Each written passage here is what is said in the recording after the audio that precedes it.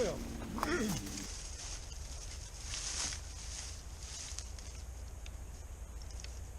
now if it goes to raining on me, I've got a little bit of shelter made.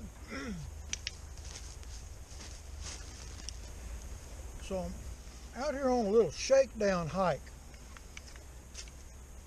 Not far, just far enough to see how this thing carries a load. And so far I like it really well. I did have to redo the lashing here. I knew I was going to have to do that because anytime you're working with green wood, it's going to shrink. And you can have it tied as a banjo string to begin with, and once it dries and shrinks a little bit, it's going to be real loose. So always check your lashing after you've made something out of green wood.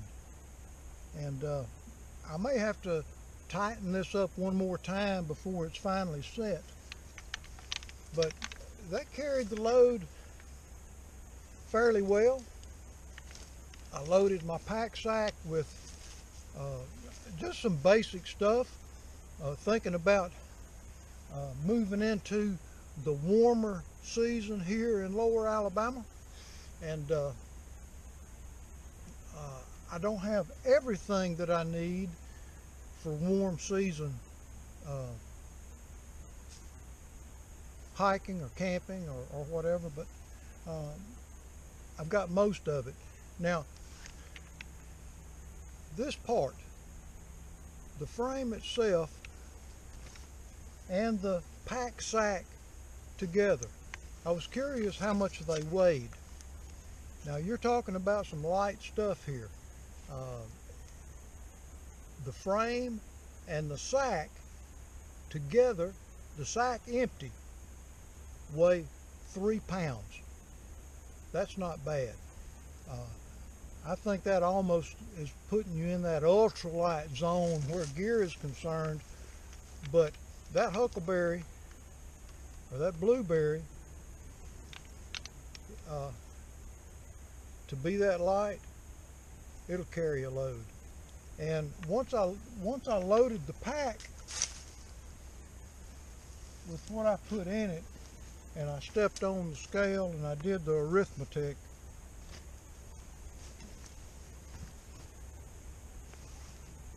$3 pounds became 20 pounds. So I've got a lot of room yet to play with to get up to 35 pounds maximum. Now mind you, I was hiking with some other gear on me that I was carrying, so I was carrying more weight distributed on my body than what I was carrying alone on my back. And summer gear type stuff, this is a bug net.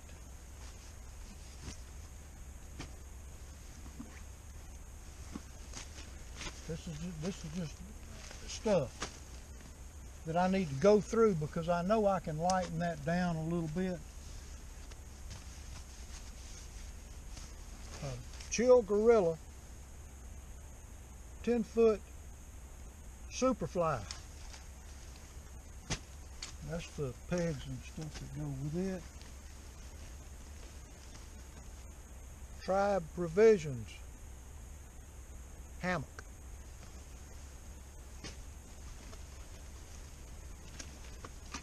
There's my cooking stuff. Those of you that know me know that I don't invest a lot of money in things that I don't have to. So I've got some very basic cooking stuff that has lasted me for years now. Got my mess kit in case I want to fry something and cook that way. And this is just a bunch of utility stuff. There's tools in there, there's a first aid kit in there, just all your basic essential stuff that you want to carry with you in the woods. Poncho, in case it rains and I need to cover up. I love worn out denim jean legs. They make great tote sacks. Now, Toney Johnson. Hi, my friend Tony from, get around here where you can see me, where I can see you. My friend Toney Johnson from Southeast Bushcraft Basecamp. A great group of people. If you're into bushcraft and you're bushcraft camping, hiking, hunting, fishing, trapping, outdoors stuff, check out our group, Southeast Bushcraft Basecamp. Great bunch of people. It's a Christian group. There's not a lot of junk that's tolerated. We've got a really good admin team and a really good team of moderators that keep a close watch on what's going on the channel or in the group, and it's very user friendly if you can live with the rules, and the rules are not stringent, but they're very practical, child friendly. You don't have to worry about anybody hitting on your women folk or anything like that. Check us out if you'd like to. Now, let's get back to this pack sack now that I did that commercial. Cotton duck. I bought it at Walmart. I can't remember how big the piece was when I bought it. And what I did, I made this to fit my size, my stature,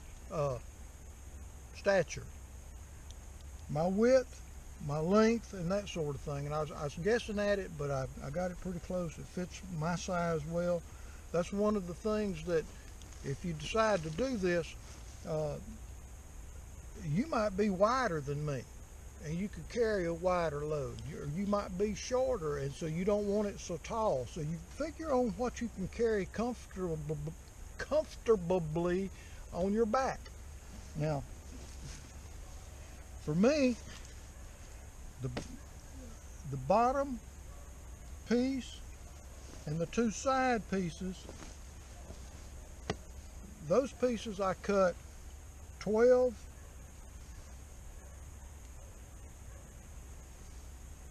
wide, 24 long,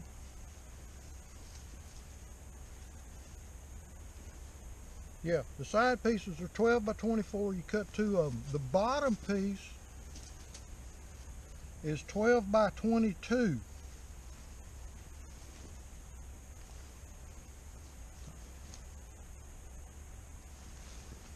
Yeah, 12 by 22. The front piece, 22 by 24, and then the back piece, I cut it 22 by 48. And the reason I cut it 48 is so that when this thing is full, I've got a lot of flap that folds over into the front. Now, the top of the sack, instead of it just hemming it, I took a piece of 3/8 grass rope, sisal rope, and I rolled a hem around that sisal rope. I did that for the front, the sides, and also around the flap. And what that does, it gives me a little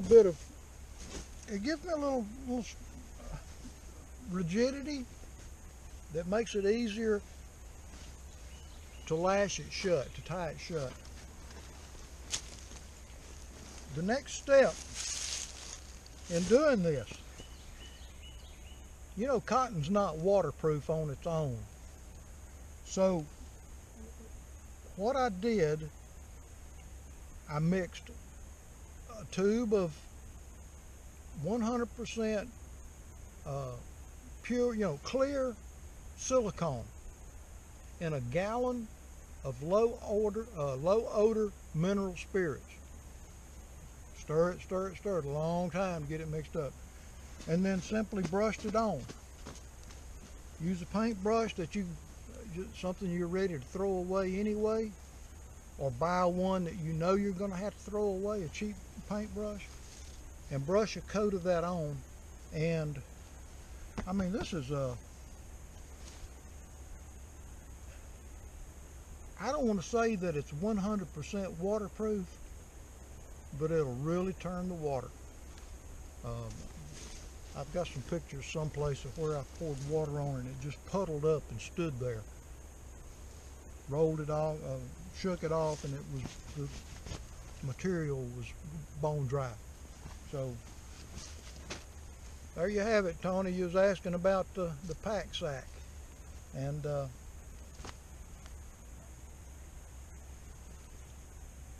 it makes it a lot more convenient.